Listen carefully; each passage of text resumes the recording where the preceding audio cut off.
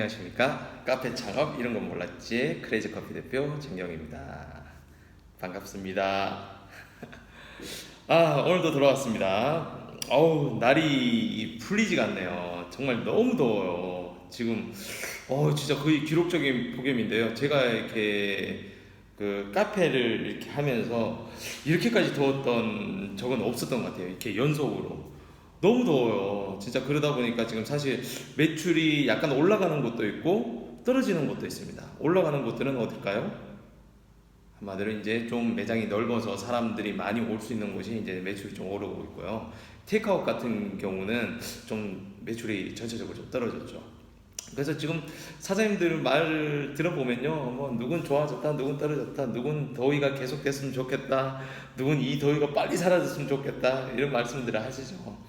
참 이게 누구한테는 안 좋고 누구한테는 좋고 참 그렇습니다.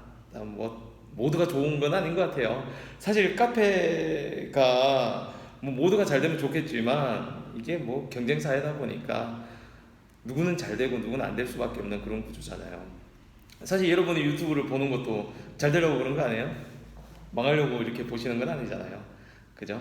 저도 뭐 어떻게 보면 뭐 제 유튜브 못 보는 사람들은 뭐 어쩔 수 없는 거고, 뭐라도 이제 제 유튜브를 보고 도움이 됐다는 분들이 계시면 전 정말 좋은 거고요.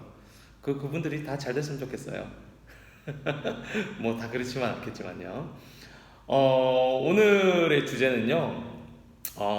일단 일반 음식점과 휴게 음식점의 차이에 대해서 알아보고, 그리고 이 서로의 차이에 따른 인허가 절차도 약간은 달라요. 대부분 비슷한데 약간은 다릅니다. 그 약간 다른 거에 대해서 오늘 좀 얘기를 할 거예요. 사실은 인허가 절차라는 게 굉장히 중요해요. 그게 잘못되면 뭐 진짜 며칠 동안 뭐 인테리어 다 끝나고는 장사도 못하는 그런 사태가 발생하는 경우가 있거든요. 그러면 표정이 이렇게 됩니다. 짜증나죠 진짜. 지금 미키마우스가 짜증이 많이 납니다 이렇게. 자, 일단은 먼저 흔히들 이제 많이 질문하는 것 중에 일반 음식점과 휴게 음식점의 차이에 대해서 많이 질문을 하세요. 일단 그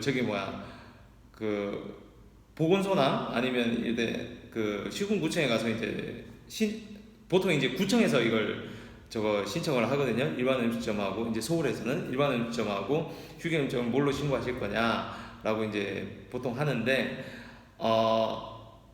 여기서부터 이제 멘붕이 오죠. 이게 뭔 차이지? 아무것도 몰라요. 사람들 진짜 실제로 이런 차이가 있는지. 그래서 일반 음식점과 휴게 음식점의 가장 큰 차이가 뭐라고 할 수 있냐면요, 주류를 판매할 수 있냐 없냐예요. 한마디로 술을 팔 수 있냐 없냐에 따라 다릅니다. 일반 음식점에서는요 술을 판매할 수가 있습니다. 그런데 휴게 음식점은 술을 판매할 수가 없습니다. 이게 가장 큰 차이예요. 그래서 사람들이 흔히들 알고 있는 큰 차이 중에 하나인 거죠. 이게 보통 이제 일반 음식점에서 보통 한식, 양식, 중식 뭐 이런 식으로, 일식 뭐 이런 식으로 좀 나눠져 있거든요. 그리고 주 종목이 그렇게 나눠져 있는데, 그래서 실제적으로 일반 음식점을 하려면 그런 음식들을 팔아야 됩니다. 실제적으로 그런 음식점 팔고 나머지 커피가 이제 부 서비스로 이제 나가는 그런 형태의 사업자거든요. 근데 대부분은 그냥 술을 파느냐 안 파느냐 이 차이에 따라서 다른 것 같아요. 그렇게 알고 있는 것 같아요. 근데 그게 아닙니다. 실제적으로는 묻습니다. 정확하게 뭘 팔 거냐고. 그러면 대부분 커피 판다 그러면은 휴게 음식 하셔야죠, 이런 식으로 얘기를 하죠. 근데 다 이제 술을 팔고 싶으신 분들은 대부분 일반 음식점을 신고를 하려고 하고, 만약 얘기를 할 때는 뭐 사실 뭐 디저트 같은 거 하잖아요. 티라미수를 하든 뭘 하든 케이크를 하든 그런 양식이라고 하십시오. 양식이라고 하면 되는데, 실제적으로 나와서 이거 단속하는 거는 한 번도 못 본 것 같아요. 왜 양식으로 신고해놓고 양식 안 파냐? 이런 식으로 저는 단속하는 거 이때까지 보진 못했습니다. 그러나 실제적으로 법적으로는 그렇다는 거예요. 근데 휴게 음식점에서는 커피하고 이런 간단한 다가류를 팔 수가 있다는 거예요. 자, 두 번째 차이점은 위생교육의 주관처가 다릅니다. 위생교육은 일반 음식점은 한국외식업중앙회에서 하고요, 휴게 음식점은 한국휴게음식업 중앙회에서 운영을 하고 있습니다. 이 차이가 좀 달라요. 그 말인즉슨 위생교육 받는 장소가 다르다는 거예요. 제가 예전에 어떤 분을 알게 됐는데, 그분이 휴게 음식점으로 신고해놓고 일반 음식점 그쪽 위생교육 받으러 갔다가 아니라는 얘기 듣고 다시 되돌아왔다는 그런 일도 있습니다, 실제적으로. 근데 요즘에는 대부분 이제 온라인에서도 교육을 받을 수 있기 때문에 굳이 이렇게까지 뭐 신경 쓸 필요는 없는 것 같아요. 어쨌든 주관처가 다르다는 거, 그리고 보건증은 뭐 보건소에서 그냥 받으시면 돼요. 시군구청 보건소에서 양쪽이 다 똑같습니다. 다르진 않아요. 근데 이제 일반협정하고 휴게협정을 낼 때 또 가장 큰 차이점 중에 하나가 정화조 용량이 다르다는 겁니다. 지난번에 한번 말씀드렸죠. 정화조가 모자라갖고 막 새로 하는데 몇 천만 원이 들고, 그죠? 그래서 깜짝이 진짜 예상치 못했던 돈이 나와서 시급한 그런 경우도 있습니다. 그래서 정화조 용량은요, 그냥 뭐 산술적으로 얘기를 하면 건물의 연면적 곱하기 0.3이 일반 음점이고요, 건물의 연면적 총 연면적이에요. 연면적 곱하기 0.2를 하면 휴게점의 정화조 용량이에요. 이거 제가 그때도 말씀드렸죠. 굳이 계산하실 필요 없고요. 시군구청에 전화해서 물어보시면 나옵니다. 이거 휴게음식 가능합니다, 일반 음점 가능합니다라고 나옵니다. 그렇게 직접 물어보시면 돼요. 굳이 그걸 계산하고 그렇게 하실 필요가 없어요. 그냥 물어보면 됩니다. 그쪽에 다 있기 때문에. 그리고 이제 또 가장 큰 차이 중에 하나가 건물 용도라든가 면적 제한이 있습니다. 일단 일반 협정은요, 1종, 2종 근린생활시설에서는 무조건 다 가능해요. 근데 휴게협정은요, 1, 2종 둘 다 가능한데, 근데 약 90평이죠. 한 300 제곱평방미터 이상 면적에서는 2종 근린시설에서만 휴게협정을 영업할 수 있습니다. 이게 차이점이에요. 이거도 모르면 물어보세요. 그 건축물 등기부등본 있잖아요. 건축물 대장 같은 거, 그거 보시면 이렇게 나와 있어요. 1종인지 2종인지도 나와 있고 평수도 다 나와 있으니까 그것도 보시면 됩니다. 이거는 부동산이나 아니면 직접 떼보셔야 돼요. 부동산을 좀 떼달라 그러거나 아니면 직접 등기부등본을 떼서 보시면 확인 가능합니다. 그 다음에 이게 진짜 좀 마지막 차이점 중에 하나인데요. 진짜 저는 이 법이 제일 웃겨요. 정말 웃겨요. 일반 음식점에서는요, 상호에 사업자 등록증이나 간판에 카페나 커피란 단어를 사용하지 못합니다. 이거 못해요. 이거 과태료 먹습니다. 이거 돼 있고요. 휴게점은 커피나 카페란 단어를 사용할 수 있습니다. 이건 정말 저 이해를 못하겠어요. 이거 왜 안 되지? 라는 게 있어요. 근데 법적으로 안 됩니다. 상호나 간판에 커피라는 단어나 카페를 놓고 싶으면 반드시 휴게음식점업으로 신고를 해야 됩니다. 이거 모르신 분들 진짜 많아요. 이거 정말 모르신 분들 많아요. 그래서 요 차이가 있다는 거를 좀 아셔야 돼요. 이거 법적으로 단속 대상이에요. 커피, 카페 이거 뭐 과태료 내는데, 근데 뭐 걸렸대도 그냥 계속 하시는 분들도 있고 그래요. 과태료 내면서. 근데 어쨌든 이게 좀 재밌는 게 지자체별로 또 해석이 또 달라요. 어떤 데는 된다고 그러고 어떤 데는 안 된다고 그러고 막 그런 경우가 있어요. 참 우리나라 법이 좀 웃깁니다. 자, 그리고 이제 이 일반 일정과 휴게 일정으로 이제 내가 하려고 마음을 먹었으면 이때부터 이제 카페를 하기 위해서 인허가 절차를 이제 거쳐야 되잖아요. 여기서 한번 꼬이면요, 정말 짜증이 납니다. 막 길게는 한 달까지 미뤄지는 경우도 있어요. 그래서 이거 가장 이제 명심해야 될 거는, 어떤 걸 할 때라도, 인테리어 들어갈 때라도 이 인허가 순서를 알고 그게 맞춰서 일정에 맞게 준비를 하시면요, 인테리어 끝난과 동시에 바로 오픈할 수 있어요. 바로 오픈할 수 있습니다. 만약 그게 안 되면 굉장히 뒤로 밀려지는 경우가 있어요. 그래서 제가 설명을 해드릴게요. 첫 번째, 보건증을 받아야 됩니다. 보건증은 쉽습니다. 보건소에 가셔갖고요, 똥꼬 찌른다 그러죠. 항문검사도 하고 뭐 이것저것 검사해요. 피검사도 하고 엑스레이도 찍고 보건증을 발급을 받으셔야 됩니다. 보건증이 이제 보건검사가 끝나면요, 일주일 이내에 발급이 되거든요. 그래서 보건소에 가서 직접 찾으시거나, 저는 요즘에 무조건 온라인에서 찾습니다. 그 컨설팅 할 때도 무조건 온라인에서 찾으시라고 얘기를 해요. 그래서 온라인에서 뭐 인쇄만 하시면 발급이 됩니다. 편하죠, 요즘 세상. 자, 두 번째로 이제 여러분들은 위생교육 필증을 받으셔야 돼요. 그게 뭐냐면 위생교육을 받으셔야 됩니다.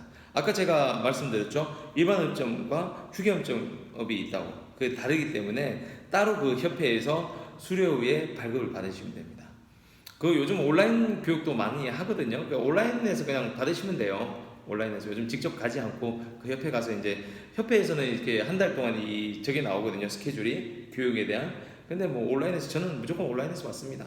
뭐 딴짓 하다가 받기도 하고요. 물론 여러분들 뭐 딴짓 하다 받는 건 좋은데 읽어보셔야 됩니다. 그 교육을 제대로 들어보셔야 됩니다. 그 굉장히 중요한 내용들도 많고 실제 뭐 상식적인 것도 많은 건데 보셔야죠. 사실은 이거 할 때 위생에 대한 그런 그 관념이 명확하게 있으셔야 됩니다. 저는 하도 많이 받으니까요. 저는 몇 개 매장도 있고 매장도 몇 개 있고 또 저는 이제 원두 납품 카페에 원두 납품을 하잖아요. 원두 납품을 하기 때문에 제조 시설에 대한 또 위생 교육 또 따로 받아야 돼요. 그 제가 1년에 받는 교육만 해도 한 5개인가 6개인가 똑같은 내용 계속 보는 거예요. 이게 진짜 와 정말 짜증이 나요. 그 정도가 아니니까 여러분들은 창업자들은 그냥 하나씩만 받으면 되잖아요. 그러니까 한번 받을 때 제대로 받으시고 뭐 비용이 2만 얼마인가 아마 그럴 겁니다. 그렇게 해서 이제 받으시면 돼요. 온라인에서 받으시면 돼요. 그거 다 받고 난 뒤에 거기서 반드시 위생교육필증을 인쇄를 해야 됩니다.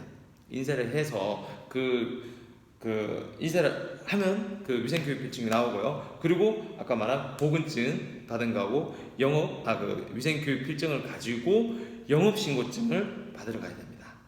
영업신고증. 다음 이후 영업신고증이에요. 그 영업신고증은 이 2개만 있으면 바로 나옵니다. 그 자리에서 바로.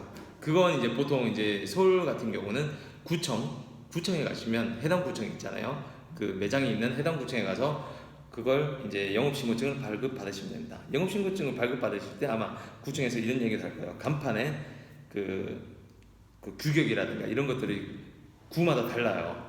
그래서 그게 대해서도 설명을 듣고 그게 대해서 뭐 여러 가지 팜플렛 같은 걸 나눠줄 겁니다. 이거 운영할 때 이게 필요하고 이거 필요하고 뭐 이런 것들을 얘기하는 거. 그러니까 그런 것들을 들으시고 가지고 나오시면 됩니다. 그래서 영업신고증이 이제 아까 보건증과 위생교육증을 가지고 갔으니까 영업신고증이 나오죠. 그러면 영업신고증을 가지고 와야만 세무서에서 사업자 등록증을 받을 수 있습니다. 사업자 등록증은요 구청이 아니라 세무서입니다. 그래서 영업신고증을 구청에서 받고 바로 나와서 사업자 등록증을 받으러 세무서로 가시면 됩니다. 세무서는 아무 데서나 받을 수 있어요. 그래도 웬만하면 해당 그 관할 세무서에서 받는 게 좋겠죠. 거기서 사업자 등록증을 받을 수 있어요. 근데 사업자 등록증을 최대한 빨리 받는 게 좋습니다. 인테리어 하는 기간 동안. 그게 인테리어가 끝나지 않으면 또 허가를 안 내주는 경우가 되게 많아요. 영업신고증이나 이런 데서. 근데 저 같은 경우는 대부분 양도양수를 많이 했기 때문에 이런 절차가 확 줄어들거든요. 그래서 그냥 바로 사업자 등록증이 나와요. 근데 이 사업자 등록증을 빨리 받는 게 중요한 게 인테리어 기간이 한 3분의 2 정도만 돼도 웬만해서 구청에서 다 승인을 해주거든요. 이게 사업을 한다는 걸 이제 확인을 했기 때문에. 그래서 사업자 등록증을 최대한 인테리어가 끝나기 전에 받고 나면 바로 신용카드 등록을 해야 됩니다. 포스. 이 포스 신청을 해야 돼요. 여러분들 포스를 반드시 쓰게 되어 있잖아요. 하다못해 이제 카드 그 결제기를 쓰잖아요. 요즘 웬만한 포스를 다 쓰지 않습니까? 그 포스를 쓸 때 그냥 쓰는 게 아니에요. 그 매장이 그 카페의 매장이 신용카드사하고 이놈의 발음. 신용카드사 가맹점 승인을 받아야 됩니다. 한마디로 계약이 이루어져야 된다는 거예요. 승인을 받아야만 그 신용카드 예를 들어서 현대카드가 현대카드사하고 그 우리 포스하고 우리 매장하고 신용카드 가맹점 등록이 돼야만 손님이 현대카드를 내밀었을 때 현대카드를 쓸 수가 있는 거예요. 만약 이게 허가가 안 나면 승인이 안 나면은 그 카드를 쓸 수가 없습니다. 그래서 백납팔면 뭐예요? 손님이 그 카드를 쓸 수가 없는데. 그래서 이 신용카드 그 승인을 받아야 카드사 승인을 받아야만 이 포스를 정확하게 쓸 수가 있습니다. 이거요 기간이 길게 가면 일주일 넘어요. 승인 나는데. 제가 그때 봤을 때 최고 늦었던 게 10일이 넘게 갔던 경우도 있습니다. 그래서 오픈하고 그 카드를 쓰지 못한 경우도 있어요. 손님들이 굉장히 불편해하죠. 얼마나 짜증나겠습니까? 특히 뭐 카드 2-3개 갖고 있는 사람들은 괜찮은데 하나 딱 갖고 있는데 그게 안 된다고 했을 때 되게 짜증나죠. 내가 손님이었을 때도 정말 짜증날 것 같아요. 그죠? 그래서 이 부분이 굉장히 중요하다는 거예요. 그리고 또 이제 중요한 게 바로 인터넷이라든가 전화라든가 보안업체를 다 계약을 해야 된다는 거죠. 사업자 등록증이 있어야 세금 계산서도 발급받을 수 있어요. 물론 인테리어 들어갈 때 반드시 전기 같은 경우는 인테리어 초기에 미리 세팅이 돼야 돼요. 이건 나중에 인테리어 할 때 제가 말씀드릴게요. 전기가 처음에 맨 처음에 들어와요. 처음에 들어와서 어디 쪽으로 전기를 빼야 되나를 구상을 하는 거죠. 그래야 가벽 세웠을 때 그 구멍 안에 집어넣는 거예요. 그 안에 넣기 때문에 구멍이 여러 막 중간중간에 튀어나오면 되게 못 나잖아요. 그렇잖아요. 그래서 미리 처음부터 인터넷이라든가 보안, 그죠? 보안이라든가 뭐 이런 것들, 그다음 전화, 그죠? 이런 것들이 어디에서 나와야 되는가, 선을 어떻게 뽑는가 이런 것들을 미리 알 수 있거든요. 그 어쨌거나 이런 사업자 등록증이 이제 있어야만 다음부터 인테리어든 인터넷, 전화 뭐 이런 것들을 세금 계산서를 발급받을 수가 있습니다. 그죠? 그래서 여러분들은 미리 이렇게 일반업종과 휴게업종에 신청을 먼저 뭘 해야 될지 정하고 그리고 나서 그게 맞게 절차에 맞게 빨리빨리 준비를 하셔야 됩니다. 아니면 진짜 인테리어 끝나고 오픈을 하려고 해도 오픈을 할 수가 없습니다. 한 진짜 길게는 14일까지도 가요. 아까 신용카드는 진짜 14일, 2주 그때 동안 진짜 임대료 내고 있어야 됩니다. 그냥 제가 손가락 빨고 있는 거죠. 정말 열받죠. 그래서 이런 인허가 절차도 반드시 명심해야 된다는 거. 알겠죠? 자, 오늘 또 유용한 팁을 드렸습니다. 그럼 오늘 하루도 잘 보내세요.